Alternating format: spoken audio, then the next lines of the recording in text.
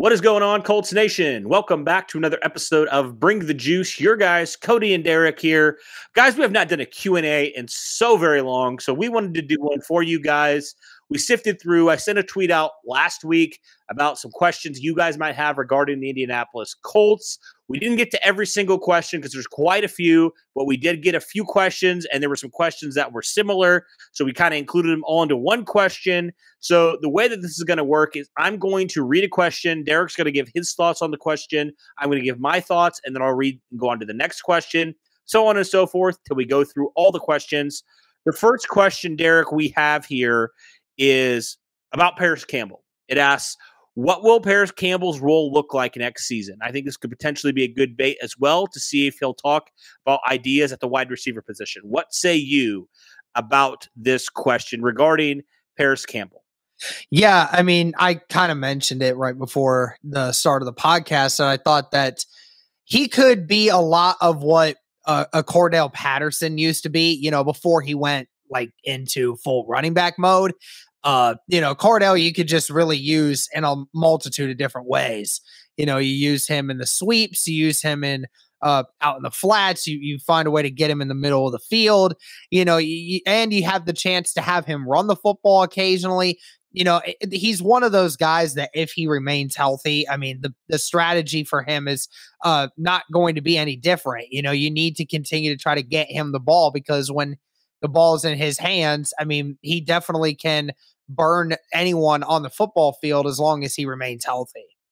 That's a big question, right? Can he stay healthy? That's a question we've all had for years now. But you're right. Like, the plan should be get the ball in Paris Campbell's hands and let him do work. Same with Nyheim Hines. Those two guys, when they get the ball in their hands, they're deadly. And it was kind of interesting, Derek, because we saw in week 1 in Jacksonville in 2020, Paris Campbell had a great game, that first week.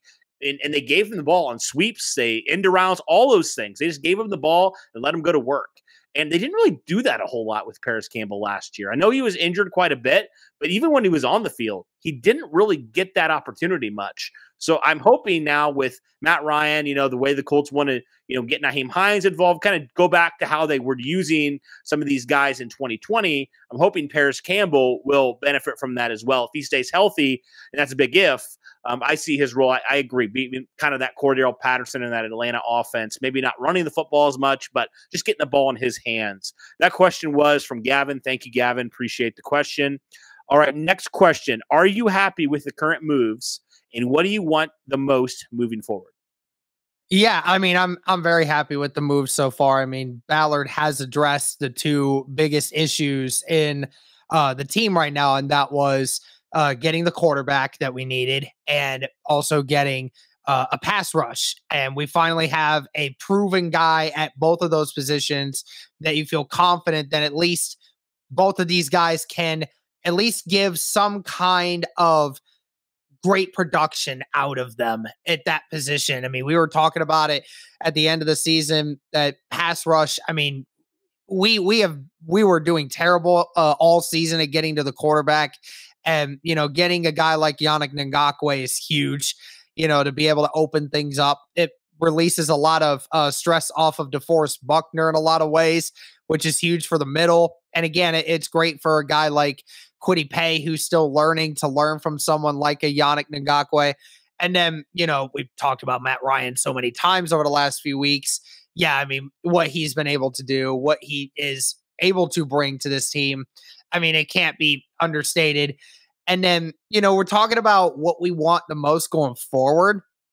I mean, obviously, the one thing you need at this point is you need more weapons.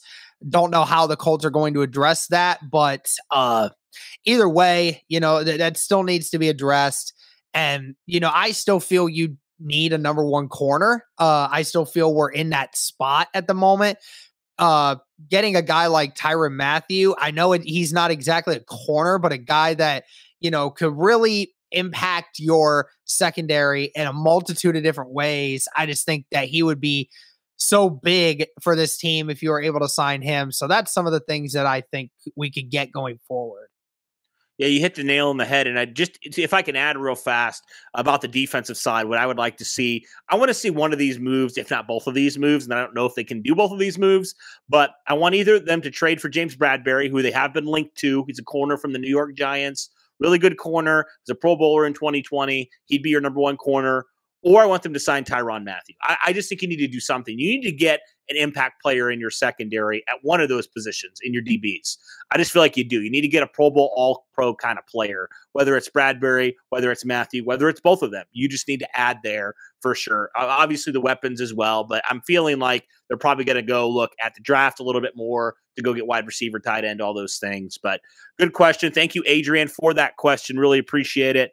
All right, let's move on now to the next question. This question is asking about the linebackers, Derek. I do not feel like they get talked about enough. What's the outlook for these guys at the present, and are we happy with it based off of Gus Bradley's scheme? Yeah, I mean, the linebackers themselves, I think it's going to be a great season for them. You know, with this new defensive scheme, I think it's going to allow not only Darius Leonard, but Bobby Okereke to also become a little bit more aggressive in how they take away certain routes in the middle. You know, Darius Leonard came on pretty strong at the end of the year with the pass. And I think that Bobby was doing a good job in run defense, but I think that he could, again, try to take that next step in the pass coverage department. I just think that it's going to take a lot. I think it's definitely going to take a lot of pressure off of them knowing, you know, what this defensive line is going to be next year. And then, you know, with this new defensive scheme in the back, you know, with them being a little bit more aggressive, I think you'll see even more turnover potential with these linebackers. And, you know, we saw a lot of turnovers from Darius Leonard last year. I certainly hope to see a few more of those from Bobby Okereke with this new scheme. Absolutely. Absolutely. I couldn't agree more.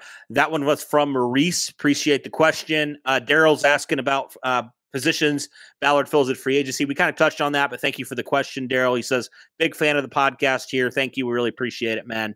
All right. Next question. With so many young elite teams in the AFC, how many pieces away are the Colts from really making it through the AFC playoff gauntlet to a Super Bowl?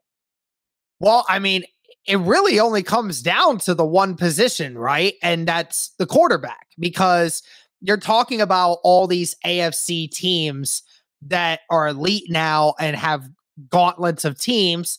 Well, which teams are you talking about? Well, you talk about teams like the Chiefs, you talk about the Bills, you talk about the Chargers, you talk about the Raiders, you're talking about, you know, other guys like New England's coming up there. You're going to look at what Miami's doing at the moment. They're trying to get Tom Brady at the moment. I mean, most of what these teams have in common is they all have quarterbacks. And, you know, you talk about, I mean, I didn't even mention freaking Joe Burrow and the Cincinnati Bengals, what they just did. And the Ravens. And the Ravens with Lamar Jackson. And the Browns. The Browns now with Deshaun Watson, you know? So, like, again, you're talking about this gauntlet of guys. What is the one thing that most of these teams have? They either had spent a gazillion dollars in free agency, or they have a quarterback. They have a legit franchise quarterback that can lead their team into the promised land, is what they're thinking, right? So that's the one thing that the Colts are going to have to figure out. You know, and Matt Ryan could be good enough to maybe go through some of these teams because, you know, I think the Colts roster is a little bit better built than some people think it is. Maybe not as top heavy on the overall athletic talent, but this team certainly can compete now that it has a quarterback in place that I think is not going to set us back. But yeah, ultimately at some point, you're just going to have to try to find the guy, right? That's going to set you at that same level as the rest of these teams. Yeah, I mean, you got in the next two drafts, you absolutely have to draft a guy. You can't, there's no question anymore. You have to find your franchise guy. You have to go all in. There's a lot of guys that are going to become available when this draft. And there's not as many top end guys, but there are some guys next year even in the draft. And I feel like you have to do it in the next 2 years at minimum. But that's a good question from Brock. Really appreciate the question, man. Thank you for tuning in. All right. Next question. Do you see the Colts trading up in the draft to get a wide receiver? Yeah, if it's the one that they truly want. I mean, it's gonna be interesting to see what they actually do, because in my previous mock draft that I did, I know some people said that they didn't want to see the trade possibility, but at the end of the day, it's kind of what I was thinking is, if there's somebody in that late second round that's still there that they kind of feel like is going to make all the difference, then yeah, I could legitimately see them trading up. Or hell, even if there's a guy at 42, or even if there's a guy in the really early second round that they just have to have, then yeah, I could see it happening. I don't think they'll give up much, but I think that they definitely will try. I mean, you saw what they did in 2020. They traded up 5 picks to go and get Jonathan Taylor. They didn't have to do that. But, if you feel like you got a guy there that you absolutely can't afford to lose, then Ballard's done it a once or twice before. I think he'll do it again, maybe. Yeah, and it depends. Like if one of these top guys all of a sudden sliding down to 20, or slides into the early second round, absolutely. But I could see more. I think more of a realistic option is kind of what you mentioned, Derek, trading back into maybe that second round or something like that. Because remember, the Colts do have a pretty early third round pick from that Carson Wentz trade from Washington. So they could potentially trade up and get a guy. I could definitely see that being a scenario where, they love a guy and they want to trade up and they get him. They traded away one of those later round picks to go get a guy. I could see that realistically being an option. If, for example, in that second round, they go and get a left tackle, like a left tackle sitting there. They go and get their future left tackle to compete with Matt Pryor. And then they trade up into the second round. They get their next guy. I could see that realistically being an option. That was a good question, though. Thank you, Lucas, for that question. Really appreciate it. All right, let's keep going. This is a similar question to what one we just had a little bit ago.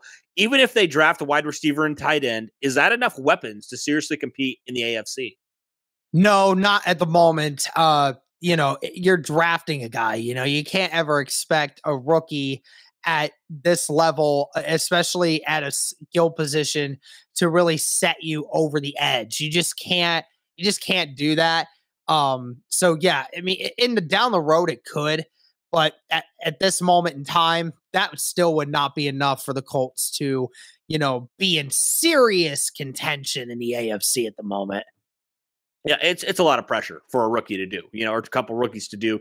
Not saying it's impossible, because I think it really could happen, but yeah, I mean, it's a lot to ask out of a second and third round rookies, presumably if you go wide receiver, tight end, or tight end, wide receiver, one of those two. But that's from Football and Food. Appreciate the question, my friend. Thank you for tuning in. All right. Next question here. What are the chances that pick number 42, so that's the second round pick the Colts have, first pick they're having right now as it stands right now, first pick they have in this draft, what are the chances that pick is the future franchise quarterback, and which prospects would realistically be available at that spot? I've said it before that I believed that the Colts are not going to draft a quarterback in this draft specifically. I just think that it's just not going to be what is in their plans. They just went and got Matt Ryan. I think they feel confident in Matt Ryan's ability, at least over the next 2 years, to lead them to some good wins. And, maybe we could talk about it next year, them doing that. But this year, I realistically don't think that's much of a chance. Which ones are available at that spot? It's a good question. Sam Howell is definitely one that I think could be there. Then again, he's been climbing up some boards. I think some people have actually even had him as like QB2 in some areas, which is weird. And then, you hear guys like Desmond Ritter, right? Well, I mean, Desmond Ritter has been getting a lot of attention over the last month because of, his combine and what he's able to do on the field that some of these guys just aren't. Just with that athletic ability. I think he could slip to the second round. I do believe he can. And then, Matt Corral, who, I know Destin from the Blue Stable absolutely has a man crush on. I just don't think that he's going to be available in the first round because, I just think that injury is just going to set him back. I just don't know. Unless there's a team that has like a serviceable quarterback and they think that he could just sit for a while, maybe that could be a thing. And Matt Corral, I mean, I know he actually threw at his pro day, which is impressive enough as is after the injury he sustained. So we'll see what that is. But I think Sam Howell and Desmond Ritter could definitely be guys that could be available at 42. Thanks for the question, Dakota. Really appreciate it. All right, let's keep going here. We have 2 more questions here. So this actually isn't too bad for a Q&A. Typically our Q&As are like an hour or so. It's a little bit of a shorter Q&A, which is I'm good with. All right, question here. Why do people want Andre Johnson 2.0, a.k.a. Julio? Wouldn't it be better to stick with T.Y.?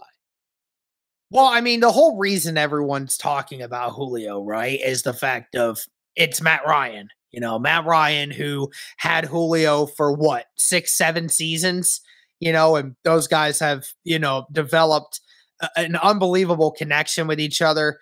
I mean, I think that's the only reason that this is happening. I mean, that's the only reason I'm acknowledging it, is because if it wasn't Matt Ryan, then I wouldn't even mention Julio, because I see all the injuries and, his production has just not been the same since he left Atlanta. But, I mean, again, if you're going to get it, if you would get him for cheap, then I would get the point of it. But that's why everyone's talking about Julio at the moment. Would it be better to stick with T.Y.? I don't know. Cody, what do you say to that? So here's my thing. I look at that way these two guys play. T.Y. is obviously a lot smaller. I feel like he's just a lot more fragile at this point. He's been injured too, right? So it's like, which injured wide receiver do you want, right? Whereas Julio, I mean, you look at and again, maybe this isn't a fair comparison, but you look at their peaks. I mean, Julio was a top receiver in this league.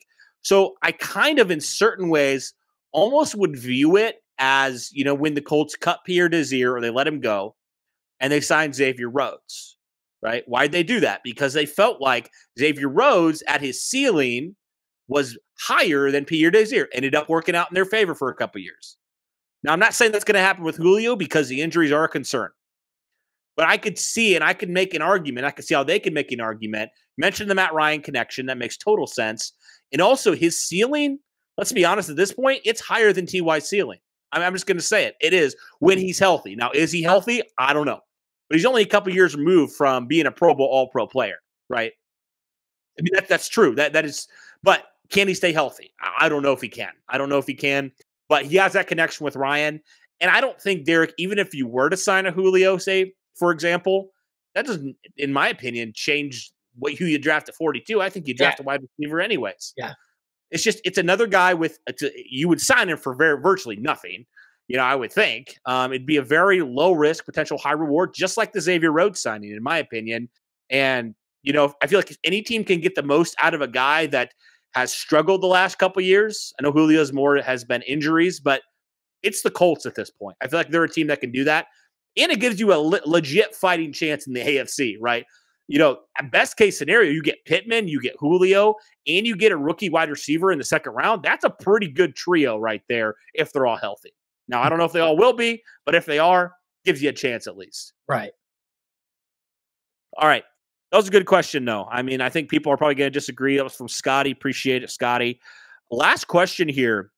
And this is a legit good question, and a question that I have, and probably my biggest beef with Chris Ballard to this point. Why does Chris Ballard continue to undervalue the wide receiver position? Yeah, we talk about it all the time. Listen, I would say this. I saw a chart earlier today. They were talking about like all the big name wide receivers that have been free agents like over the last like 4 seasons. And then they talk about like these guys that get paid, 70, 80, anywhere from 60 to $80 million in their deals. And then it just goes to show you like how many of these guys actually contribute to their teams, right? Like Kenny Golladay, who everyone was raving about last offseason. I mean, was he worth anything for the Giants that past season? They just paid him like $16 million a year to come and play for them. And I think he was injured for most of the year. So, it's like, it's a common trend.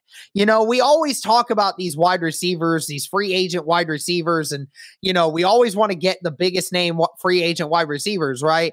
it's just a lot of times it is very common to want to grab those guys when in ultra reality, I hate to say it, but Ballard actually has been smart to not go and grab many big name free agent receivers that have hit the market because, a lot of them have just not panned out. A lot of them have just not done what needs to be done to do what, to get any kind of main production.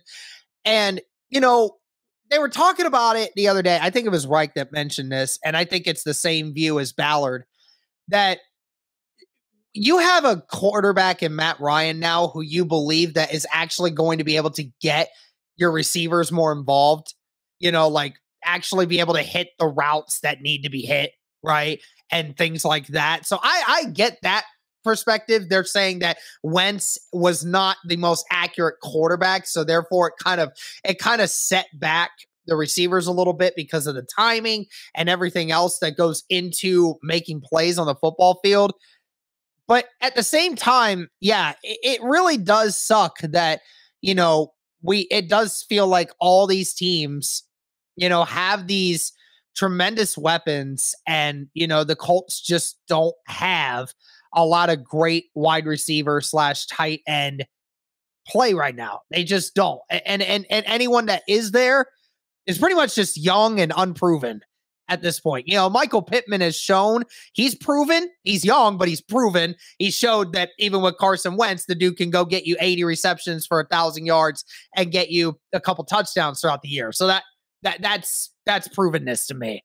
But yeah, everybody else, we'd just be lucky if these guys could be proven enough to stay healthy. That's the problem that we have. We don't even get production. We'd be lucky enough if these guys even just stayed healthy for half the year. So, it gets to a point where it's like, yeah, you get the point of not wanting to overspend and being casual with how you address this stuff.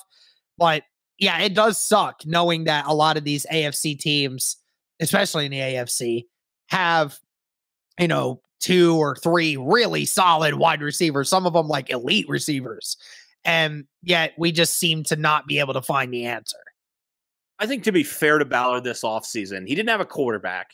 The Watson trade screwed everything up. So what wide receiver honestly wants to come to Indianapolis with no quarterback and they don't know who's going to be their quarterback? Like, I don't blame them. But I think overall, I do agree with that question because it's a fair question. How can you honestly look at the wide receiver position outside of Michael Pittman? Nobody had over 500 yards. I know you can blame the quarterback. He deserves a fair amount of the blame. But the wide receivers play as well. Like, they have to have some fault as well. Nobody outside of Pittman had over 500 yards. So to say that that's fine, that's ridiculous in my opinion. Now, I'm assuming a lot of this stuff's probably coach speak and just building in your guys and things like that. We've seen him do this before. We've seen them say things and then go out and trade for a guy or go out and draft a guy, right? We've seen him do things like that before. But I think wide receiver is clearly, in my opinion, the most important need right now that you need to address. Like, there's no question in my mind that you have to address it at this point. I don't care what it takes. I don't care where you do it. You just need to get a couple guys. I would almost say, and venture to say this, Derek, and you could disagree with me or agree with me here. I would almost double dip in the draft if you're not going to sign anybody. Yeah. I think it's that important. And the cupboard's that bare, in my opinion. I know they like to talk up Patman. They like to talk up Strawn. They like to talk up Paris Campbell. But, like, you cannot realistically go into the season putting your eggs in those baskets. Yeah. You cannot. That would be malpractice, in my opinion. Mm-hmm. That would be doing a disservice to your quarterback who everybody said, Matt Ryan's come to Indianapolis. He's getting better weapons. He's getting better protection. He's getting all these things. You got to actually give him better weapons. You have to. Yeah. And we talk about Hines and Taylor out of the backfield.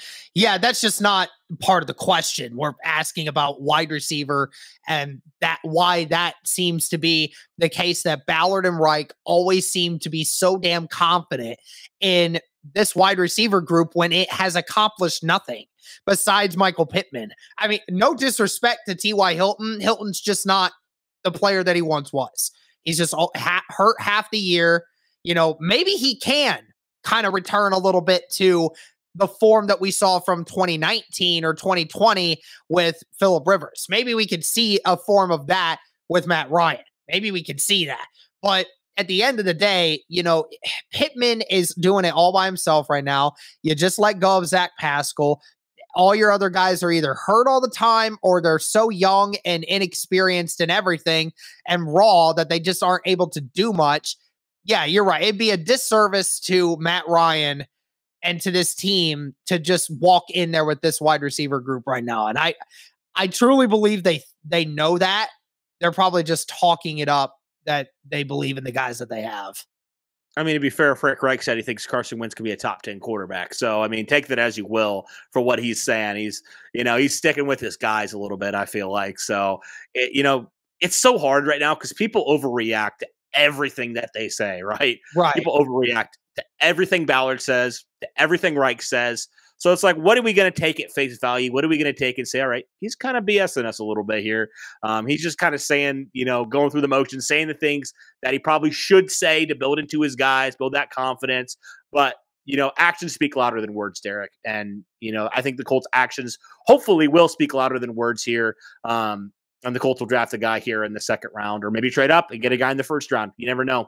But that'll do it, guys, for our Q&A. Thank you, everybody, for submitting questions. Sorry if we didn't get to some questions. I think we got most of them, if not all of them. We probably got some. If there were similar ones, we just asked a certain question. So hopefully we did answer your question in a roundabout way. But really appreciate everybody for tuning in. As always, guys, go Colts.